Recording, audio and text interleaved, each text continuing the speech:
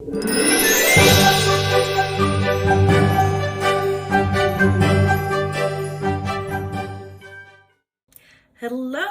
happy holidays. It is the week of Hanukkah to those that are celebrating.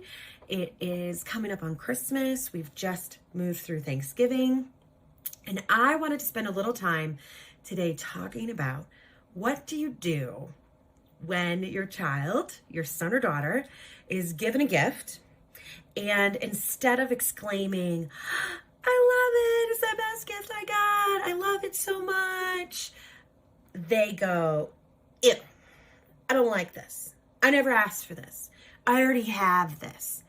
Or maybe a more subtle, I'm not really into Monster High dolls anymore.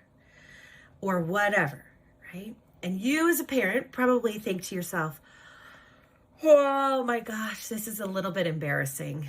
I want them to be grateful. I want them to appreciate that someone went out of their way to get them a present, and to be kind, right? This is a really common question that I get. And so I just thought it might be helpful to make a short little video as part of the holiday series this year about how we might respond to this in an empathic and helpful way that can help your kids grow and develop gratitude and empathy. So the first thing I want you to do in this situation is to take a really big deep breath. And I do not mean like this. I mean in through the nose and out through the mouth before you ever respond. Okay? The next important step is to remind yourself that this is not a reflection on you. This is not a reflection on your parenting. Even though we may know that great Nana June is going to say something about it and be like, oh, kids are so ungrateful. It is not the whole picture. They are doing what kids do. And you've done something really beautiful by allowing your children the space to say and talk about things that they don't like. We are not trying to raise kids that put their own feelings down to make other people uncomfortable. So good job, right? Hold that in mind as sort of an opposition to any embarrassment you might be feeling or thinking, right? The other piece I want to say about that is that other people around you are probably not judging you in the way that you think they are, because we've all been there. Anybody who has kids has experienced them having a less than ideal reaction to a gift. So hopefully you're surrounded by people that are compassionate and totally get it, and probably have been through it themselves. So there's that. The next step that I want you to do is think about validation, right? Emotional validation. So saying something along the lines of, oh, that's not what you were expecting. Or it's okay to be disappointed that it's not exactly the right color monster truck. I get that. I know you really, really wanted that blue one, right? Or to say, it's normal to feel a little disappointed when things don't go the way that you want. You are 100% attuning to and responding to the emotional experience that your child's having. This does not mean that you're addressing behavior, right?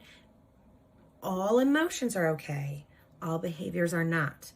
The way that we show that emotions are all right is by attending to and attuning to them, right? And validating them. So we don't get to say whether it's right or wrong that they're disappointed. We don't get to say something like, well, just be happy you got any monster truck, right? We are saying things like, oh, it's not the one you expected. I get it. That's hard, right? And then after you've done that, and after you've spent a lot of time there, that's when you can move on to correcting, addressing, responding to the behavior.